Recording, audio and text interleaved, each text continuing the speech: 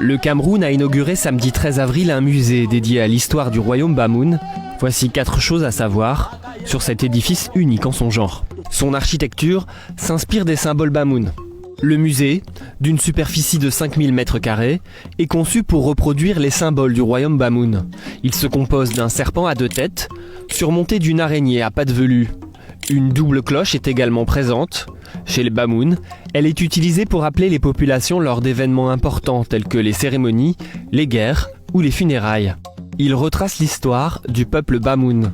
Le musée des rois Bamoun héberge près de 12 500 pièces, dont quelques-unes seulement étaient auparavant présentées dans les salles du palais royal. Artisanat, œuvres d'art, il expose aussi des attributs du pouvoir royal, des masques, des pipes, des statuettes ou encore des instruments de musique. Le projet a été lancé en 2013.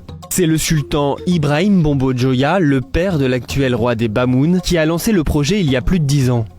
Constatant que les salles du palais étaient trop petites pour exposer la collection, il avait décidé de construire ce musée. Nabil Mombo Joya, son successeur, a souhaité continuer son œuvre en terminant la construction du bâtiment. Il célèbre la culture d'un des plus anciens royaumes du continent. Le royaume Bamoun, fondé en 1384, est aujourd'hui l'un des plus anciens d'Afrique subsaharienne. Quand les cultes monothéistes se sont progressivement substitués aux croyances traditionnelles, son monarque, en plus de roi, a pris le titre de sultan à la fin du 19e siècle. Il a fondé une religion, s'inspirant à la fois de l'islam et du christianisme.